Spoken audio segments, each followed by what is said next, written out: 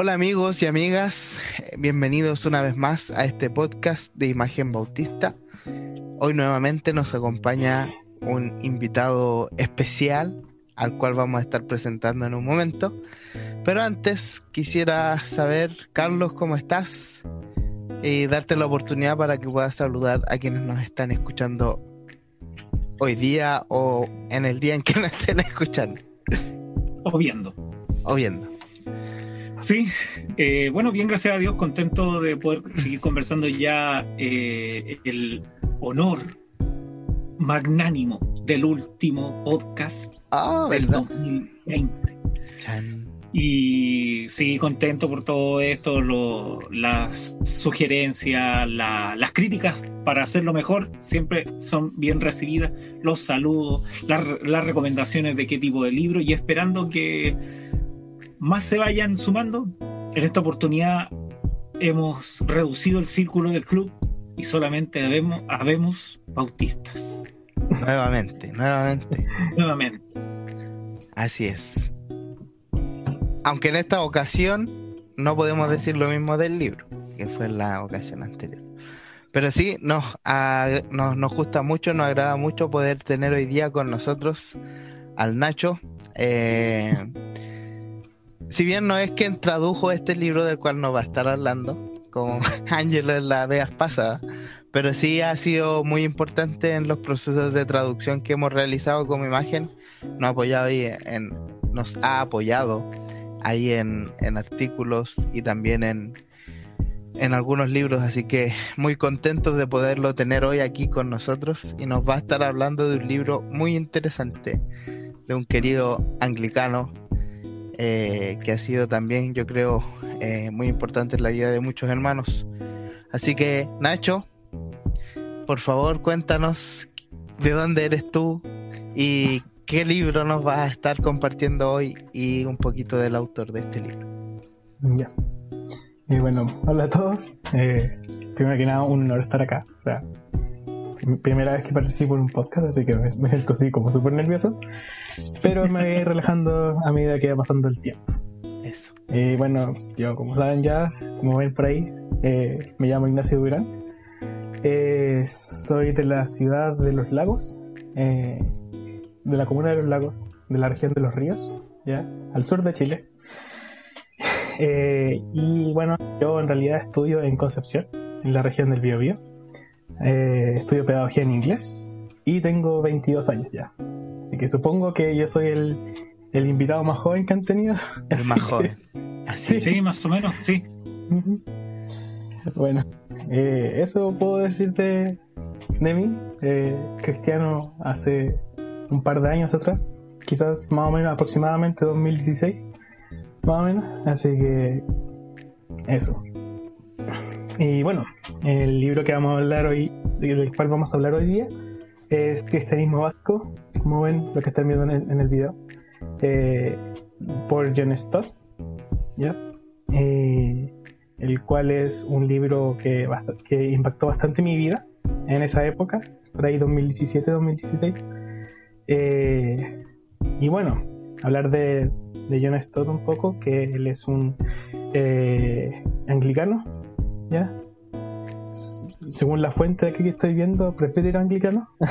Así que eso ha sido muy influyente porque ha escrito bastantes libros, y del cual creo que he leído 3, 4 más o menos. Así que he leído un poco de él, ¿ya? De lo que ha escrito, y bastante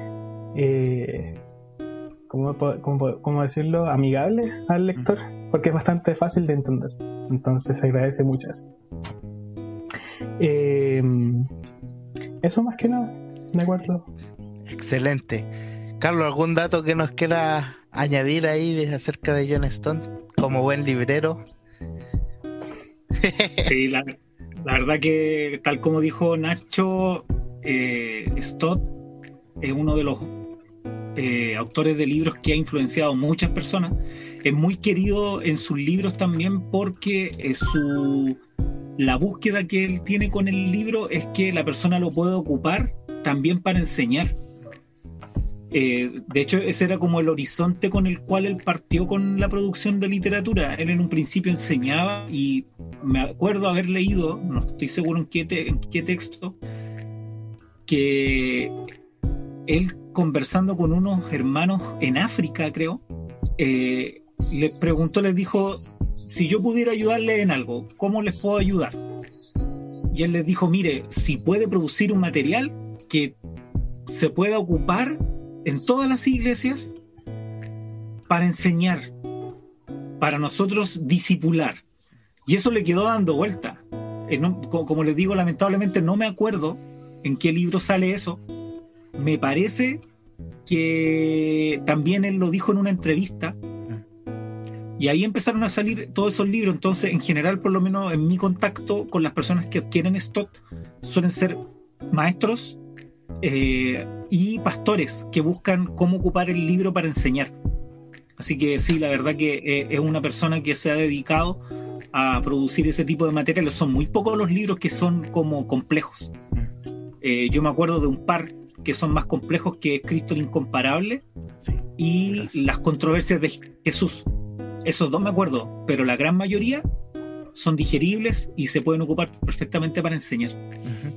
Excelente.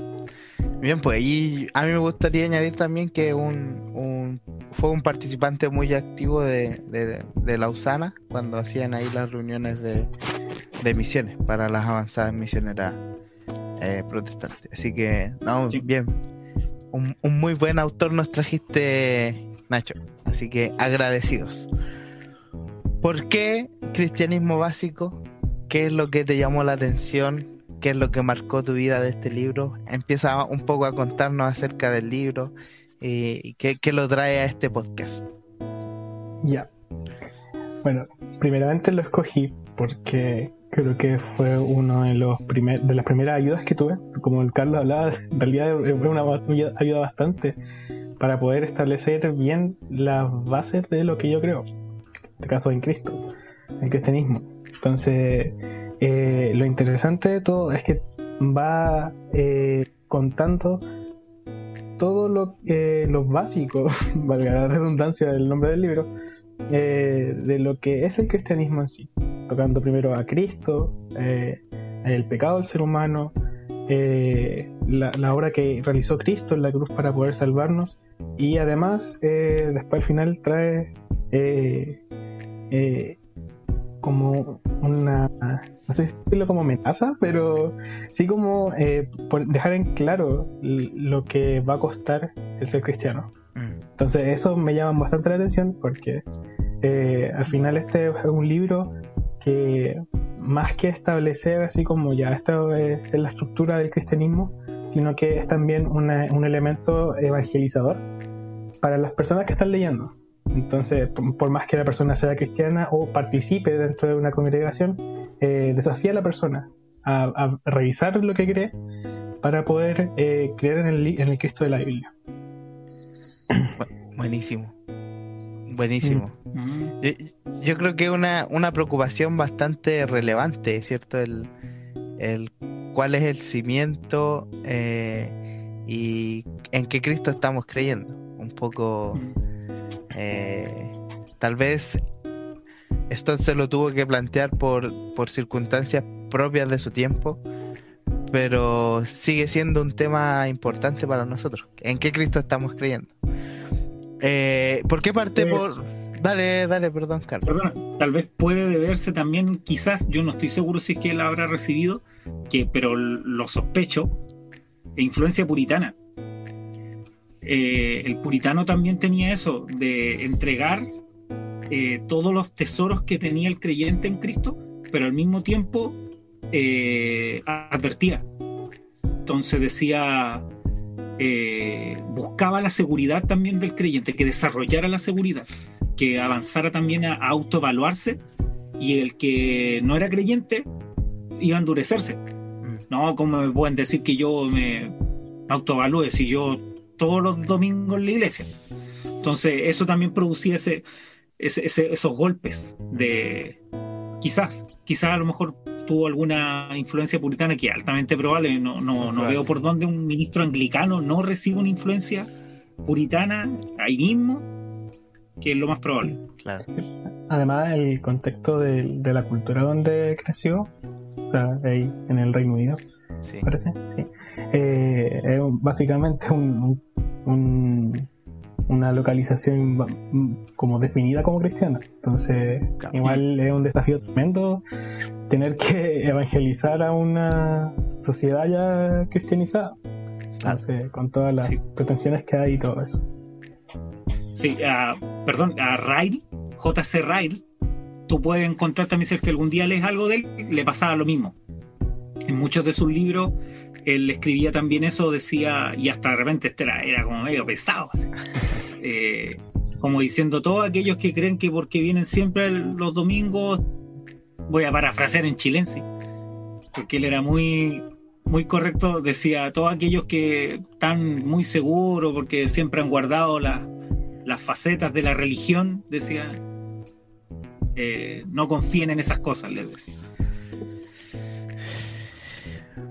No se relajen. Bien. No. Ya pues Nacho, cuéntanos de qué vamos avanzando un poquito en el índice de los capítulos y cuéntanos un poquito de qué se trata. Ya. Bueno, el libro se divide en 4 partes, ¿ya? Cada parte contiene como subcapítulos, por así decirlo. Ujú. Y, por ejemplo, la primera parte habla sobre la persona de Cristo, ¿ya? Habla sobre lo que creía la gente de Cristo. También demuestra en la Biblia cómo era el carácter de Cristo.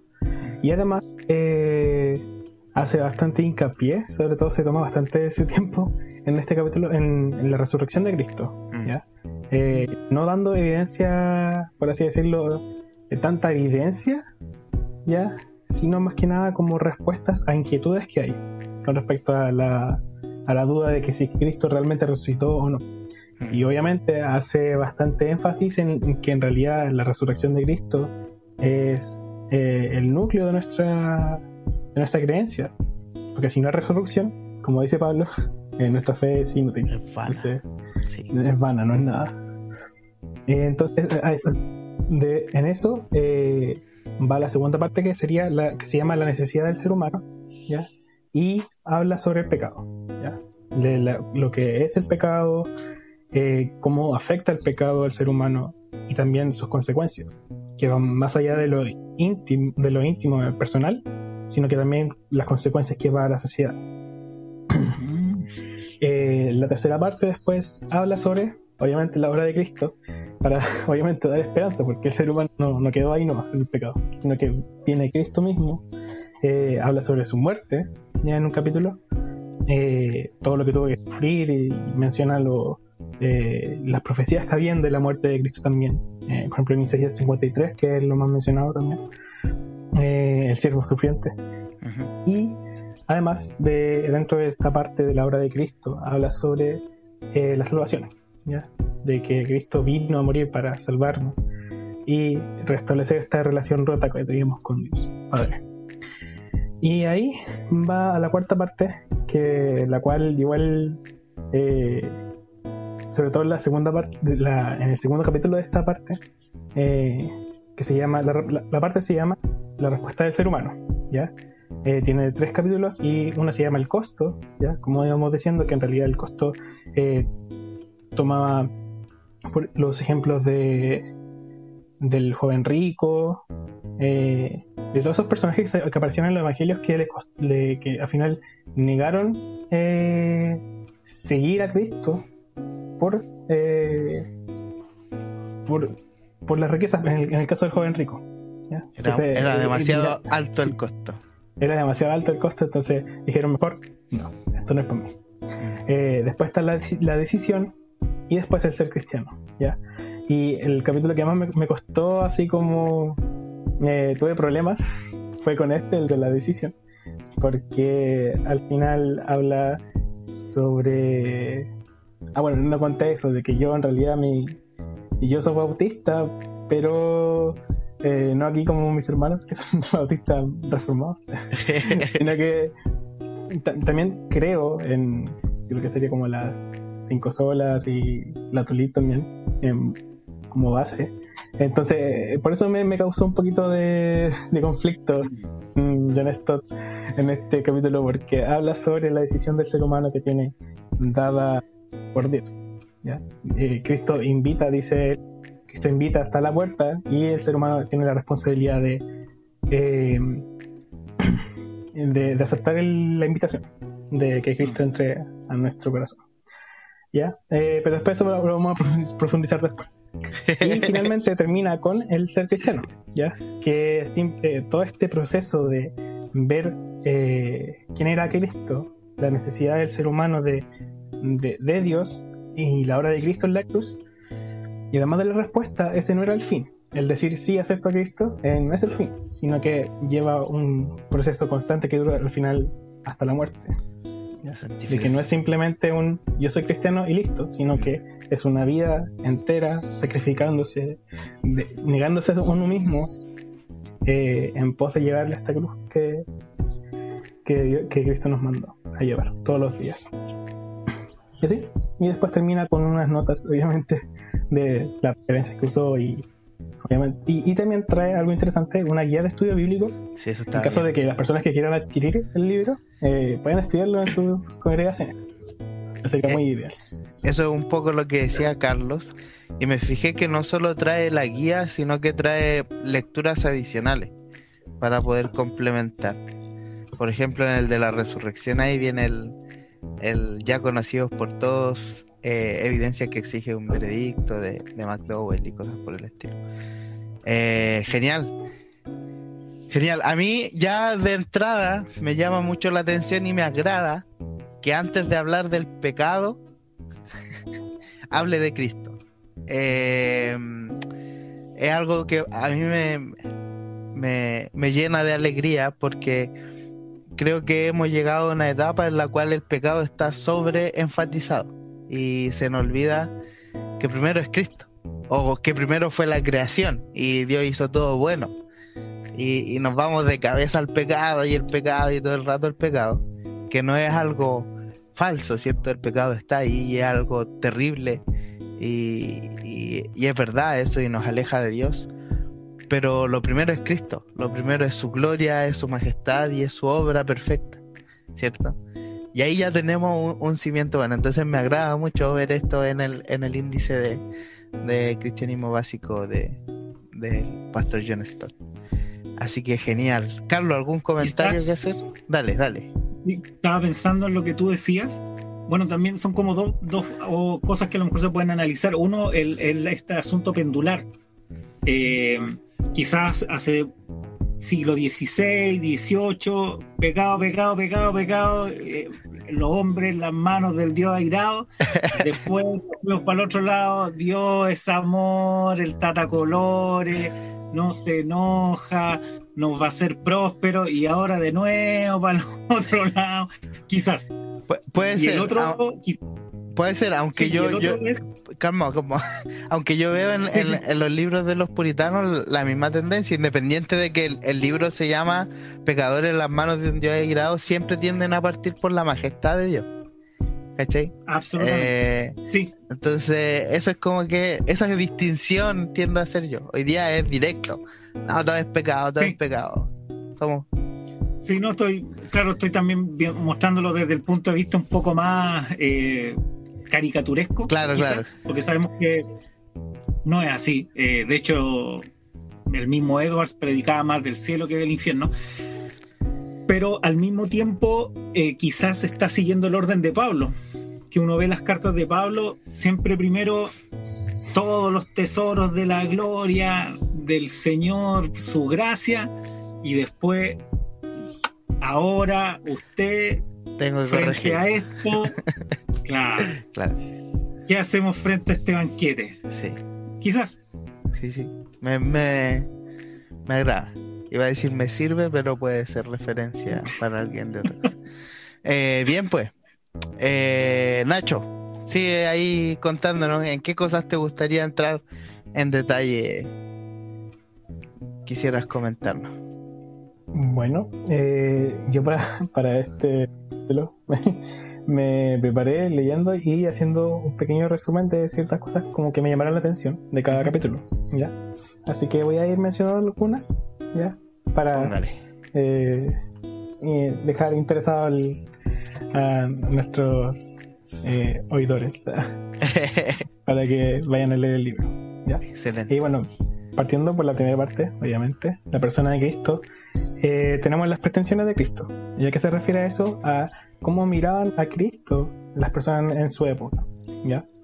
Y dentro de lo que dice el autor, habla sobre 4 clases de pretensiones, ¿ya? Las personas tenían una pretensión como de que Cristo tenía un carácter bastante egocéntrico, ¿ya? No tanto en esa época, sino también ahora. Las personas que leen el Evangelio dicen, oh, este caballero es muy egocéntrico en su enseñanza. ¿Y por qué? Él dice que porque habla de sí mismo, habla de él como hijo de Dios, el Mesías, hablaba bastante de su reino y que al final hace el contraste con otras figuras religiosas, ¿ya? Que ellas se ponían así como a un lado, pero Cristo, sin embargo, se ponía al centro de su enseñanza, lo cual es bastante interesante y se entiende que se podría ver como algo bastante egocéntrico, ¿ya? Jesús mismo dice, síganme a mí porque yo soy la verdad, el camino, la verdad y la vida. También, incluso aquí lo dice Jesús a los 12 años en la sinagoga, diciendo que en la escritura que estaba leyendo dice, se cumple hoy lo que está escrito, ¿ya? Lo que acabo de leer se cumple porque yo soy el cumplimiento de la profecía. Y también él expresaba que sus seguidores debían obedecerle en todo y confesar su nombre delante de los demás, ¿ya? Incluso exigía un amor más grande que un padre, que una madre, que un hijo, que una madre, que un hijo, etc. Él debía ser el centro. También habla el autor de pretensiones directas. Como ya mencioné, pretende ser el hijo de Dios, ¿ya? Y hay un par de citas que lo afirman. Él decía que él es el yo soy, ¿ya? Usó ese mismo nombre, el yo soy. Es lo mismo que expresó Dios con Moisés cuando se presentó ante él. Entonces es bastante interesante y por eso se ve que todas las personas que lo escuchan, no todas las personas, pero los líderes religiosos de ese tiempo se enojaban porque Cristo decía tal barbaridad. Y bueno, también hace mención de las pretensiones indirectas que hay, que dice que Jesús ejerce funciones que solamente corresponden a Dios, según el pensamiento de ahí, que por ejemplo el de perdonar pecados, cuando dice vete, tus pecados están perdonados, pero no pegues más también. Otorga vida también, cuando resucitó a Lázaro. Claro. Declaró cosas que él es, como el pan de vida, la resurrección y la vida, ¿ya? Ofreció agua viva a la mujer samaritana, prometió vida eterna también al ladrón que estaba al lado de él cuando murió en la cruz. Enseñaba la verdad, que él era la verdad, y porque todos quedaban asombrados también de sus enseñanzas. Además que, también como dice las escrituras, él expresaba todo lo que decía bajo su propia autoridad. De cierto os digo, dice, ¿ya? Porque antes los profetas decían, así dice el Señor, pero sin embargo Cristo dice, de cierto os digo. Entonces ese es un contraste bastante interesante que noté en lo que escribió John Stott. Además, aparte de todo esto, de la autoridad que él tenía, aparte de esa autoridad, también dijo que venía a juzgar al mundo. Entonces, aparte de venir como el Mesías, también anunciaba que él iba a ser el juez, ¿ya? Por ejemplo, quien me negare, yo lo negaré frente a mi Padre, ¿ya? Ese es un ejemplo bastante fuerte. Y bueno, como conclusión de este capítulo,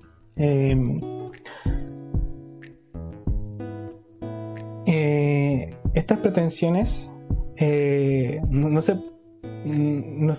complicado apartarlas de la enseñanza de Cristo, ¿ya? También menciona de que es imposible haber creado a este Dios porque hasta Cristo también, porque supera toda imaginación. ¿Quién podría imaginar a un Dios que a un ser humano que proclama ser Dios diciendo que él es el centro de lo que predica?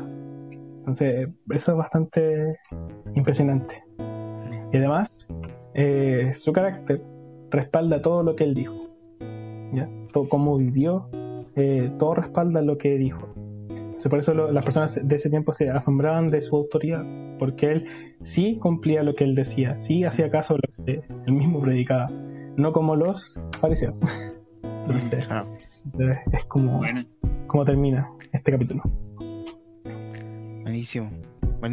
Viendo ahí entonces que Jesús decía de sí mismo y cómo la gente iba confirmando que lo que él decía era real y no era simplemente una pretensión que terminaba en eso, en palabras. Está bueno. Me llamó la atención, me hizo pensar este asunto de que tal vez por eso es uno de los factores quizás en los cuales Jesús es rechazado, porque en el fondo es un choque de egos, entre comillas, de egos, de, bueno, mi opinión y yo me lo imagino como yo quiero y yo me voy al cielo como yo quiero, o nací chicharra, voy a morir cantando. En cambio, claro, viene este tipo y yo leo los evangelios, quiero acercarme a Dios, quiero que me iluminen, y viene y me dice que si sin él no hay nada. Entonces me hizo pensar la psiquis quizás inconsciente del ser humano que está ahí. Por eso también una de las razones, el choque de ego, porque indirectamente, aunque no lo dice siempre, en el fondo te está desafiando a que renuncies a muchos patrones que tienes tú, conceptos, preconceptos, prejuicios, etcétera. Me hacía pensar, un poco medio apologético esto también al mismo tiempo. Sí, se le nota esa línea como más de desafiar a eso. Buenísimo. Sigamos, Nacho, démosle. Y hablando de esto, de lo apologético que es para escribir esto, el capítulo de ahora viene así como el tercer capítulo, viene con esa carga apologética, porque habla del carácter de Cristo. Entonces dice que a pesar de que sabemos que Él es el hombre más grande que existió, eso no nos satisface para poder seguirle. Entonces ahí va diciendo otras cosas que por ejemplo, que Cristo, encontrarse con cualquier ser humano, era sin pecado, ¿ya? Y sin embargo, él no necesitaba alardear de eso, ¿ya? Era un hecho evidente que no requería tanto énfasis, ¿ya? Él expresaba de que él era el pastor y los demás eran las ovejas, ¿ya? Él conocía el corazón de los hombres y, bueno, a diferencia de nosotros, él al estar con esta comunión cercana con Dios Padre y además de que Él es Dios, estuvo libre de pecado, ¿ya? Y en cambio nosotros cuando nos acercamos más a Dios, cuando tenemos una comunión más estrecha con Él, nos vamos dando cuenta de cuán pecaminosos somos nosotros.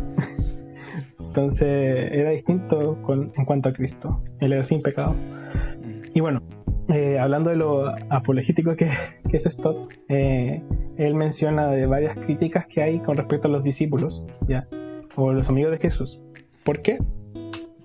Porque obviamente decían que los discípulos inventaban todas las cosas, o en realidad como era el ser humano imperfecto, al final era como esa persona era una persona, era un ser humano, debió haber sido falible. Pero sin embargo, aquí en esto dice que los discípulos vivieron junto a Jesús durante 3 años completos, durante su ministerio. Y ellos eran parte del círculo cercano. Y todos sabemos que cada círculo cercano tiene sus conflictos. Sí. Pero sin embargo, ellos seguían siguiéndolo, por así decirlo.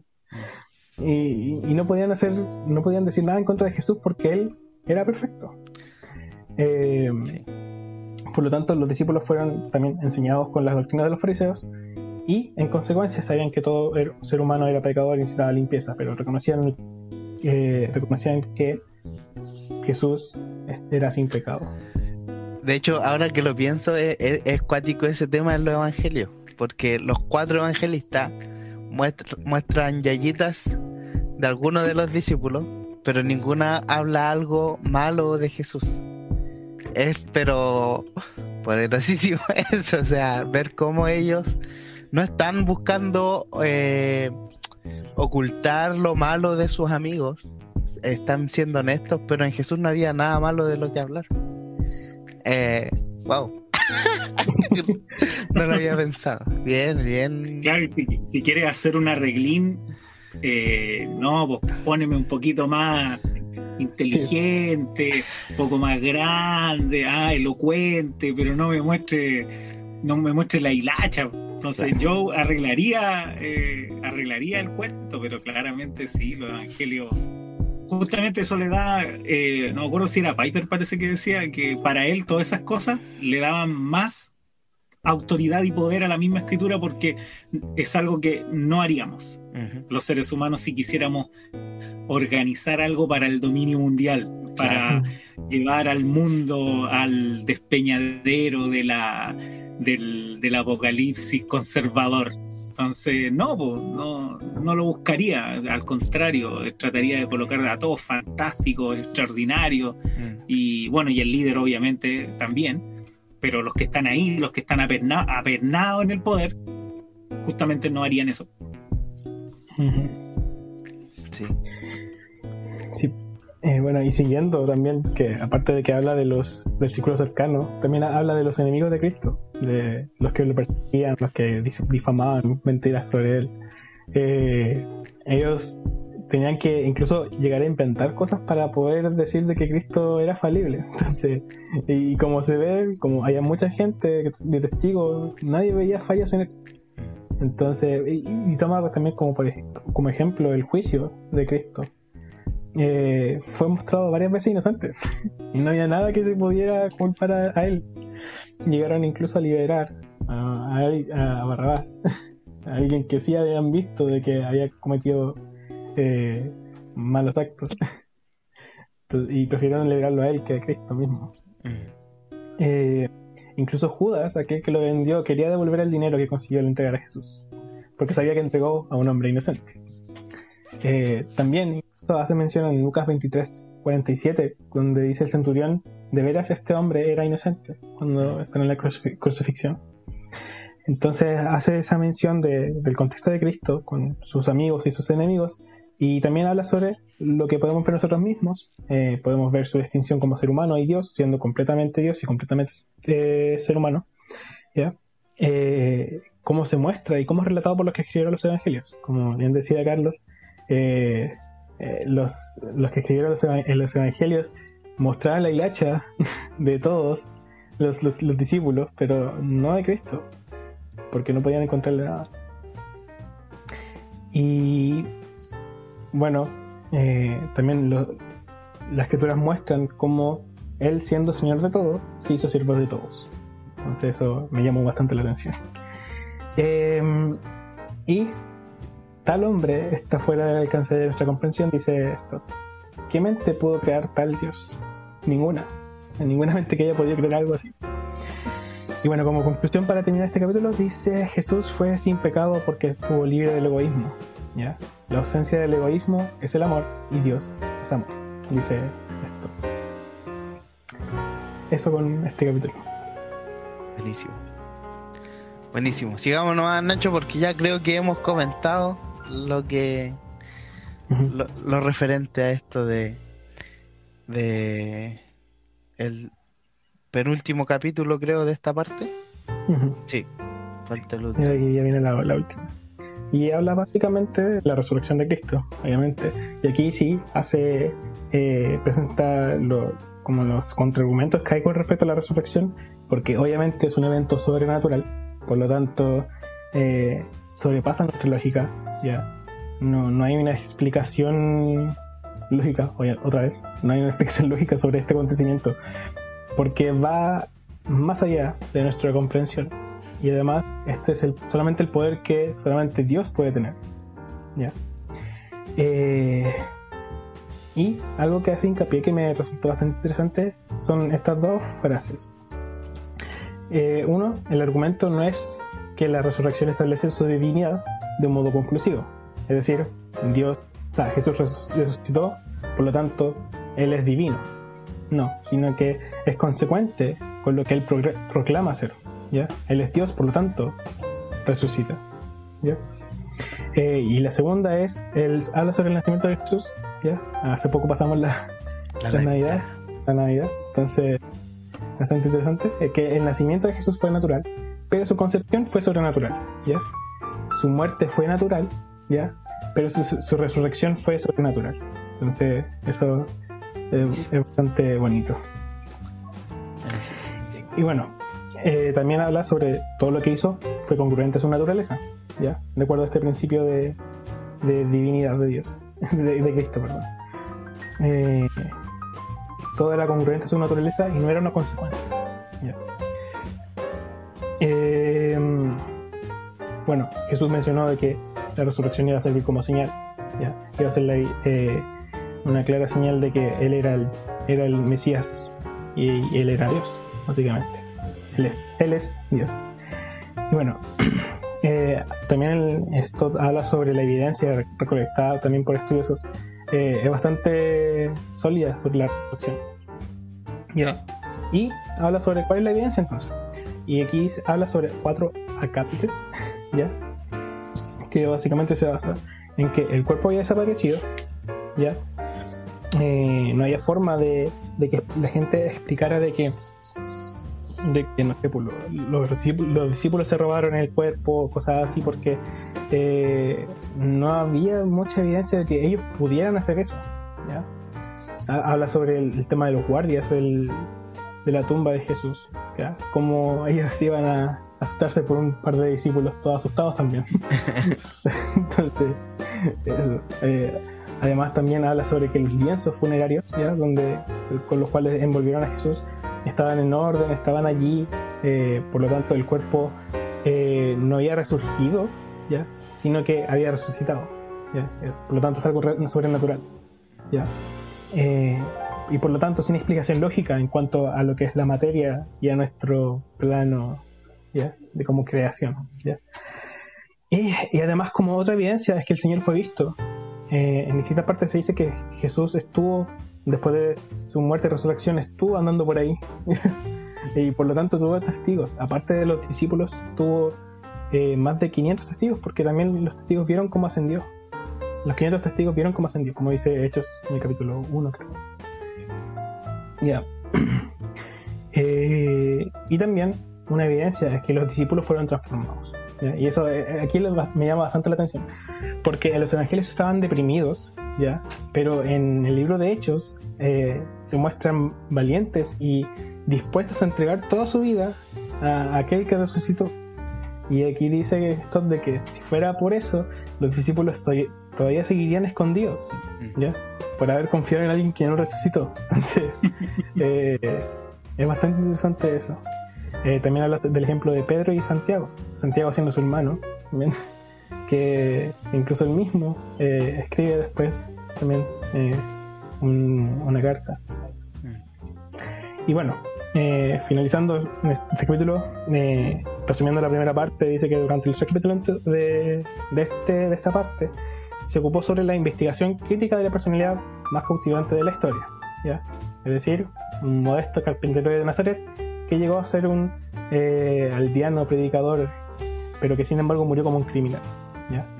Y resucitó, ¿ya? Con eso terminaría la primera parte del libro. No, buenísimo. Bien apologético Stott en esta primera parte ahí, para mostrarnos la confianza segura que tenemos en Cristo como Dios y hombre que vino a hacer una obra por nosotros. Genial. Parece espectacular. Buena. Bien, pues sigamos entonces dando unas pinceladas en los capítulos que vienen. Vendría el tema de la necesidad del ser humano, que tiene que ver con esto de el pecado que estuvimos conversando al principio un poco, Nacho. Sí, ya. Sí, para hacerlo más rapidito. Porque sí, también para que sí, dejarlos con ganas. Con ganas, sí. Oye, sí. Voy a resumir más el resumen que hice. Y bueno, por lo tanto, en la segunda parte se llama La necesidad del ser humano y habla sobre el pecado, ¿ya? Este tiene 2 capítulos. Sí, 2 capítulos. 2 capítulos, sí. Y al final, el capítulo 5 y el 6 hablan la realidad y la naturaleza del pecado, ¿ya? Habla sobre quiénes somos nosotros, ¿ya? Somos seres caídos, ¿ya? Partimos como seres creados por Dios sin pecado, pero al final Adán y Eva pecaron y nos condenaron a todos, básicamente, ¿ya? Y al final, aquí dice una frase que saqué: el pecado no es un cómodo invento de los ministros religiosos que quieren mantenerse su puesto, es un hecho universal de la experiencia humana, ¿ya? Aquí, así que por lo tanto, esto aquí nosotros como cristianos no nos beneficia que las personas sepan de que son pecadores, porque al final nosotros decimos que todos somos pecadores, ¿ya? Y que necesitamos a Cristo, ¿ya? Y habla también algo interesante, que por más modificada que quieran hacer a la sociedad, la gente no puede evitar el mal que está entre nosotros, ¿ya?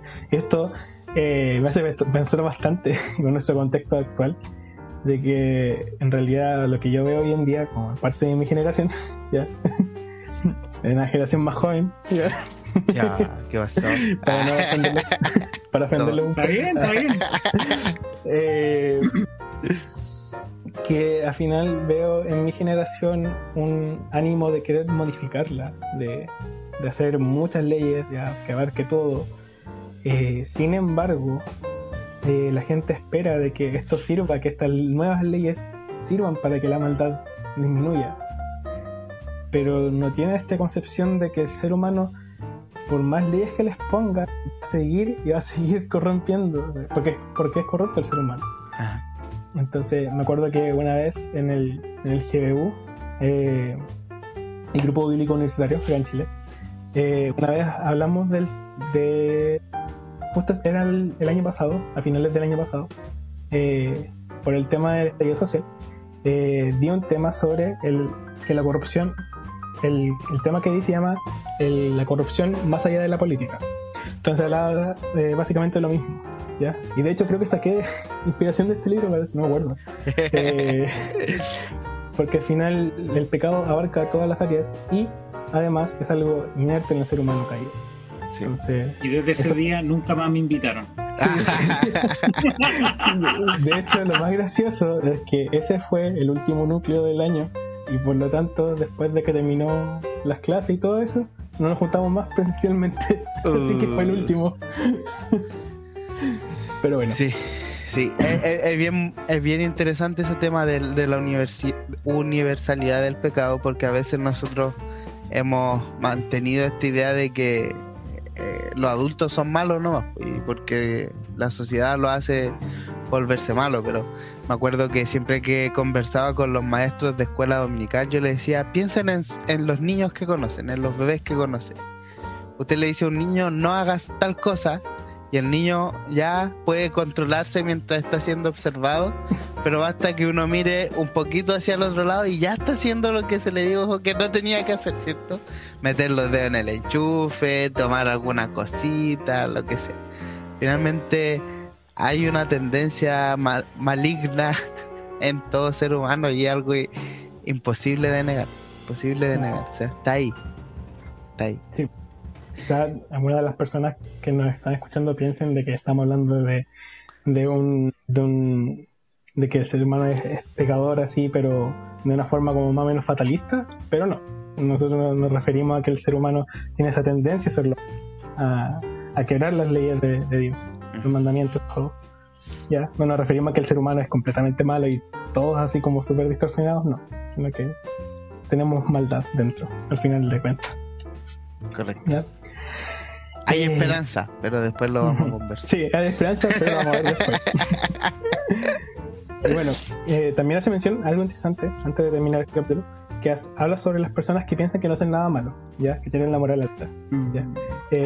Y ahí va a mencionar los 10 mandamientos, ya, no robarás, no cometerás adulterio, todo eso.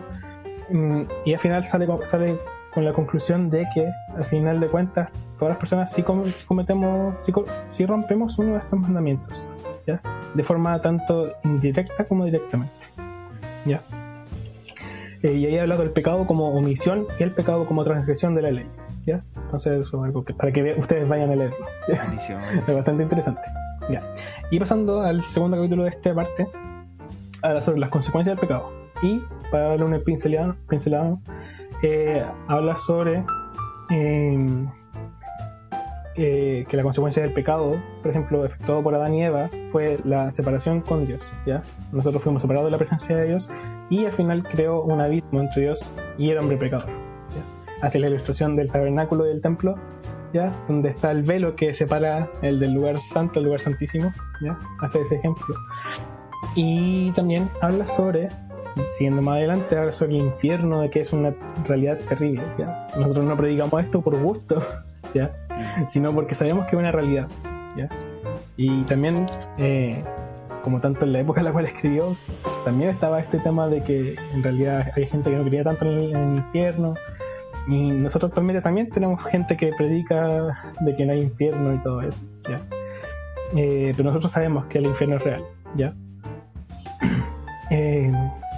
Y también habla sobre que las consecuencias del pecado es que crea un vacío en el ser humano, ¿ya? Tenemos un vacío de Dios y ese vacío solamente Dios lo puede satisfacer, ¿ya?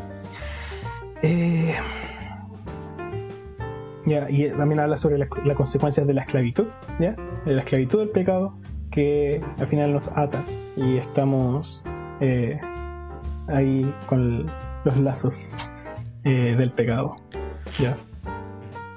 Y habla sobre eso también. Y menciona también el conflicto con los demás, ¿ya? Que al final hay discordia por todas partes. Lo podemos ver evidentemente ahora con nuestro mundo más globalizado, que hay montones de peleas por todas partes. ¿Ya? Sobre todo este año también se vieron un aumento de conflictos. De conflicto interpersonal. Y no solamente, claro, y no es que sean nuevos, en realidad ahora los vemos casi todos. Sí. El mundo se volvió plano y estamos en una caja transparente. Sí, hay cámara, hay de todo, sí, es verdad eso. Entonces podríamos decir que John Stott sigue esta idea de que el pecado nos separa de Dios, nos hace esclavos de mí mismo y por ende del pecado que está en mí, y al mismo tiempo nos pone en conflicto o rompe nuestras relaciones y de algún modo afecta la manera en que nos relacionamos unos con otros. Excelente. Y bueno, finalizando el capítulo de esta parte, John Stott dice: la exposición de nuestro pecado tiene una sola finalidad, convencernos de la necesidad que tenemos de Jesucristo y prepararnos para comprender y aceptar lo que Él ofrece. Y ahí empieza la tercera parte, que es la obra de Cristo. La esperanza. Entonces aquí, sí, la esperanza que hay.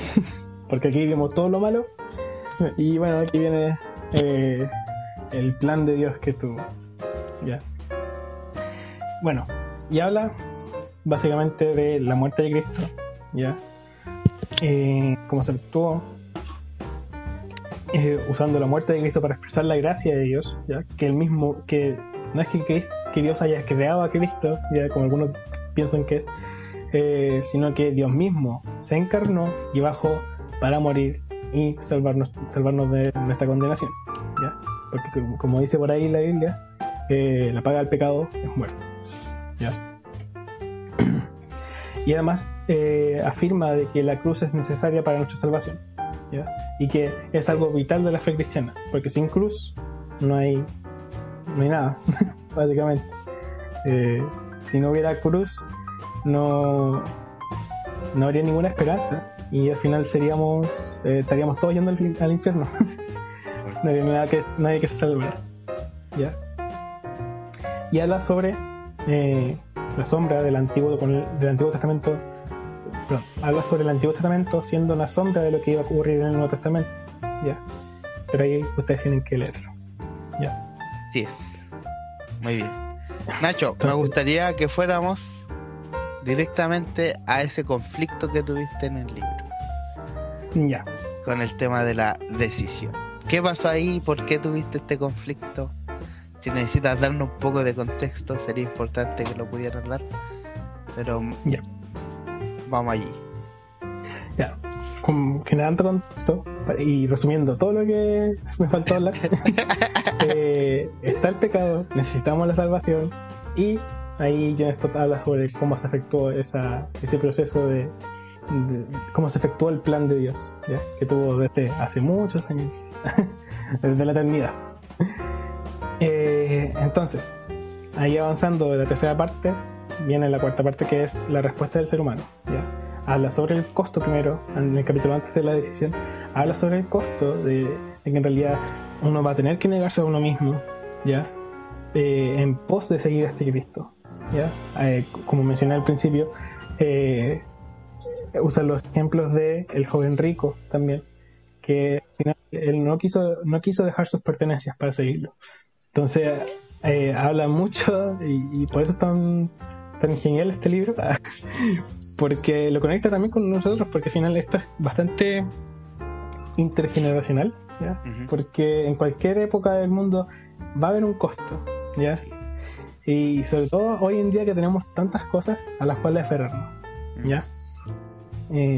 Eso lo puedo hablar por experiencia propia, porque también tengo muchas cosas que negarme a mí mismo, y es bastante difícil, ¿ya? Y bueno, al tema de la decisión, ¿ya? Obviamente aquí hace referencia, aquí habla el pastor, que toda persona es responsable de seguir a Cristo, ¿ya? Y eso yo lo creo, y todos deberíamos creerlo, ¿ya? Y ahí me fui dando cuenta, porque ahí iba como anotando un poco mientras leía, ya habla del sentido de la responsabilidad humana, dejando de lado un poco lo que sería como la predestinación y todas esas cosas. Claro. Yo pensando de que John Stott en realidad, porque yo no me acuerdo de este capítulo. Es muy loco, porque yo leí esto hace muchos años, o sea, no hace muchos años, pero hace bastantes años, y no me acordaba de este capítulo. Y ahora que lo leo me pareció muy extraño. Pero tiene una visión más libertaria, por así decirlo, ¿ya? De que el ser humano es libre de escoger, ¿ya? Y usando el versículo de Apocalipsis, aquí que yo estoy en la puerta y estoy en la puerta y no me acuerdo cómo sigue. Y llamo. Y llamo, sí. Y aquí hay que abrir algo así. Cenaré con él Cenaré con él, sí. y él conmigo. Sí. Entonces usa ese versículo para justificar esta decisión de que en realidad Cristo viene no como un invasor, sino como como un visitante, que él realmente quiere establecer una relación. Ahí en el capítulo habla ya más con el lector, ¿ya? No hace como una exposición, sino que habla más con el lector, invitándolo a que acepte este mensaje. De todo lo que habló el autor, él al final termina con la invitación, ¿ya? Y usa esta misma imagen de Cristo, ¿ya? De que Cristo viene y nos pregunta si realmente queremos seguirlo, ¿ya? Y bueno, el conflicto que tengo ahí es más que nada porque yo no concuerdo con eso, ¿ya? Lo deja bien claro. Y en realidad, yo todo lo que leí anteriormente estoy completamente de acuerdo, ¿ya? Pero sin embargo, a llegar a esta parte no estoy de acuerdo. Sin embargo, yo entiendo el propósito de este capítulo, ¿ya? ¿Por qué? Porque al final este libro yo lo vi más que nada como una evangelización, ¿ya? Entonces, yo creo que por ahí está el problema y el conflicto, principalmente, porque piensa que el libro se llama Cristianismo Básico, por lo tanto John Stott está haciendo un curso para cristianos o gente que se piensa cristiana. Y lo interesante de lo que algo ahí eché una mirada rápida es que John Stott tiene claro que esa frase de Jesús a la puerta fue escrita a una iglesia, a la iglesia en la Odisea. Por lo tanto eran personas que se decían a sí mismas cristianas. Él no está hablando de personas no creyentes que no tienen ningún conocimiento de Cristo y que yo en las calles les estoy gritando vengan y arrepiéntanse. Él está hablando de cristianos profesantes que están viviendo como si fueran ateos o como si fueran gente sin Dios. Entonces es bien interesante esto que está haciendo John Stott, porque lo que está haciendo es pegarle un palo a los cristianos que viven como si no lo fueran. ¿Cachai? Entonces no tiene que ver aquí con el tema de arminianismo o qué sé yo, esas cosas, sino ni monergismo y sinergismo, que son discusiones que de repente surgen, sino que tiene que ver con eso, con lo que tú decías, la responsabilidad del hombre, que se dice cristiano, la responsabilidad del hombre delante del Dios Santo, que eso existe y es innegable, ¿cachai? Entonces puede que por ahí esté tu conflicto, puede ser. Sí, puede ser. Además también considera de que dentro del o sea, uno cuando sale a la calle o evangeliza, uno no le dice a la persona, ya, ahora, mire, vamos a hablar del evangelio, pero no lo acepte, porque no puede. Sí. Claro, usted no, ahora, no es predestinado. Sí. No diga nada, porque no. Además, en la escritura, se podría decir, hay una forma en que uno ve desde el camarógrafo o desde el público. Entonces, en la escritura tú vas a encontrar incluso en el Evangelio de Juan, a aquellos que le recibieron, les dio potestad de ser hechos hijos de Dios. Aparentemente al revés, ¿o no? Si tú lo recibes el poder de ser hijo de Dios. Pero también al mismo tiempo sabemos que Jesús les decía que tienes que nacer de nuevo para entrar. Entonces, claro, la escritura dice que las dos cosas tú tienes que hacerlas. Es como el asunto de la santificación, más o menos. Cristo te santifica al hacerte acepto delante de los ojos de Dios por este rociamiento de la sangre, que era una forma de santificar en el Antiguo Testamento. Pero al mismo tiempo dice, sin santidad nadie verá al Señor. Y el contexto es que lo tienes que ejercer tú. Entonces ahí hay que tener un cuidado, que también como bautistas históricamente sufrimos, que después derivó en lo que conocemos como el hipercalvinismo, donde Dios quiere salvar, lo que le pasó a William Carey. Nadie predicaba. Sí, Dios salva, joven, Dios no lo necesita usted. Claro. Entonces, que eso le dijeron a William Carey. Entonces hay que tener cuidado con eso. Claro, el otro extremo es Dios es un pobrecito que está esperando ahí en un cielo, aburrido, pobre, y por favor entren, algo así. Sí, ese otro, una falsa caricatura también pésima de la salvación. Bueno, sí, y por eso yo así como que tuve más o menos como mi sí, conflicto pensándolo, pero tampoco llegué así como ya este loco que está hablando. No, sino Palazado. Que sí, así como rompiendo el libro y nada, no, sino que me llamó bastante la atención. Sí, pues. Y después iba aclarando más su punto, ¿ya? Y sí, por más religioso que uno sea, no existe posibilidad de que sea uno cristiano si no rinde su vida a Cristo de corazón, ¿ya? Y ahí se efectúa lo que sería la responsabilidad humana, ¿ya? Y lo cual lo complementa con el último capítulo, que habla sobre ser cristiano, ¿ya? Y habla sobre los privilegios de ser cristiano, ¿ya? Que habla sobre las distintas esferas de la relación que tenemos con Dios ahora. Y también habla sobre las responsabilidades cristianas, ¿ya? Y ahí habla lo que dijo Carlos sobre nuestro deber hacia Dios, ¿ya? De que somos salvos, pero también esa salvación implica que nosotros manifestemos esa transformación, tal como lo hicieron los discípulos, obviamente, ¿ya? Y bueno, como conclusión, al final esta parte de lo que conlleva ser cristiano. Perdón, esta es la parte de lo que conlleva ser cristiano. Se ven todas las esferas del cristiano en este mundo, ¿ya? Tanto como su deber hacia hacia Dios, hacia la iglesia, hacia el mundo, ¿ya? Dios vino al mundo, se hizo hombre para morir en la cruz y perdonarnos. Nos llamó a seguirlo y debemos seguirle a pesar de los sacrificios que tengamos que hacer, con la mente puesta en la recompensa de estar con el Creador y el fin último de todas las cosas, ¿ya? Viviendo con santidad en un mundo caído y luchando cada día con nosotros mismos, ¿ya? Esta es la vida cristiana a la que estamos llamados, ¿ya? Esto es simplemente lo básico y el cascarón de nuestra vida en Cristo, ¿ya? Así que con eso termino. Buenísimo. Excelente. Para el bronce. Para el bronce. No, muy buen libro. Yo le contaba al Nacho cuando conversamos de que iba a hablar de este libro que no he tenido la oportunidad, o sea, en realidad no me he hecho de la oportunidad de leer. Sí, adornando ahí, no, qué feo. No me he hecho de la oportunidad de leer libros de Stott. De hecho, el que empecé y no he terminado, como ya varios libros en mi lista, fue Cristo el único y suficiente o algo así. Cristo el incomparable. El incomparable. Que es el librazo, y eso que leí muy poquito de la primera parte, y también es muy apologético. Así que, Nacho, muchas gracias.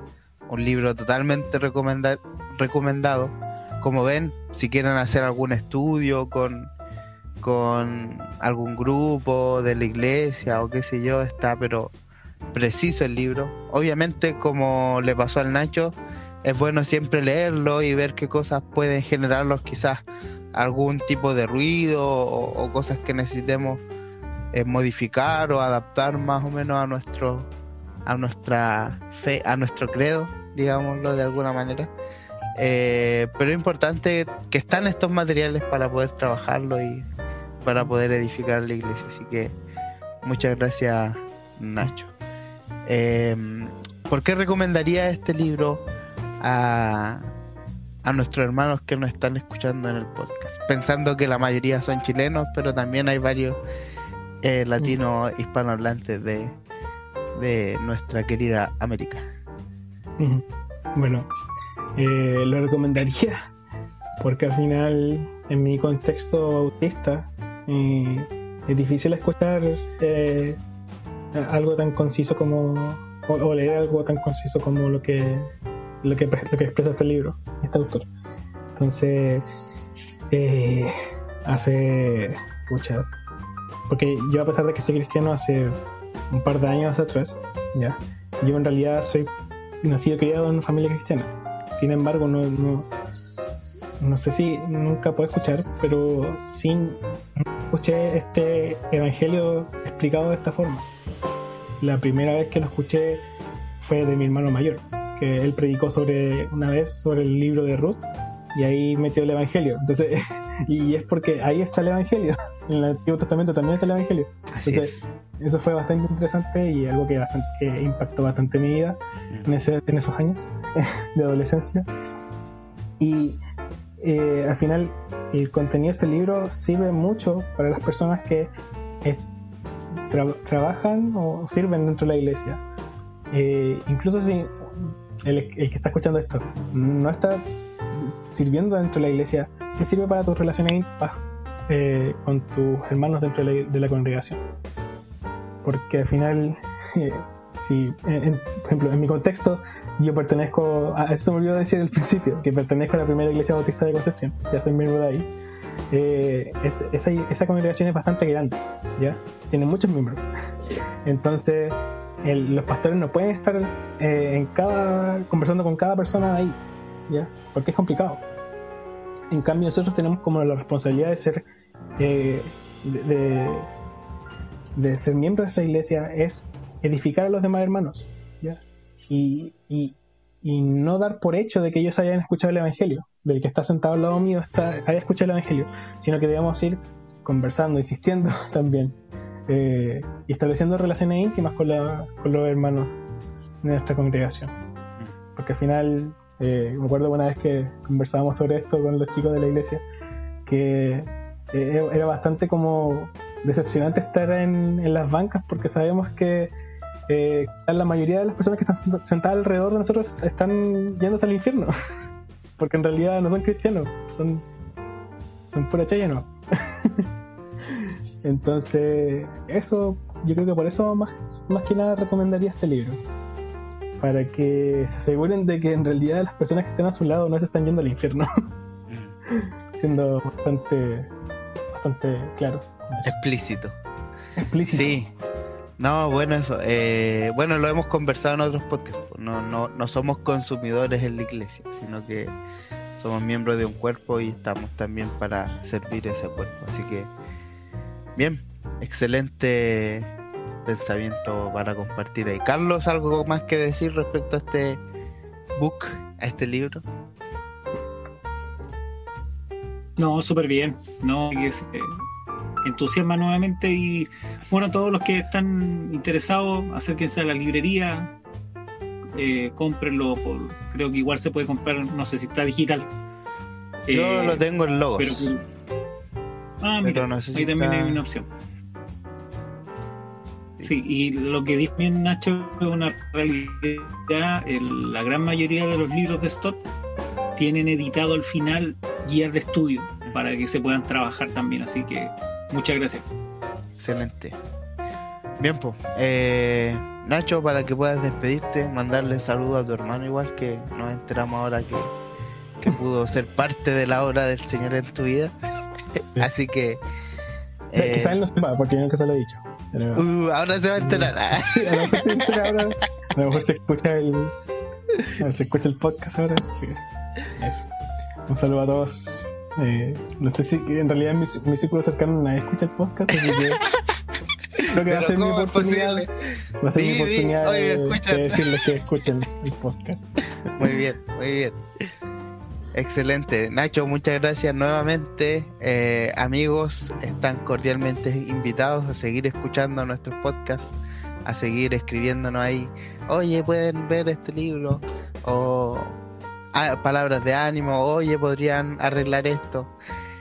Como decía Carlos, o sugerencias, ciertos temas. De que sorteen más libros. También.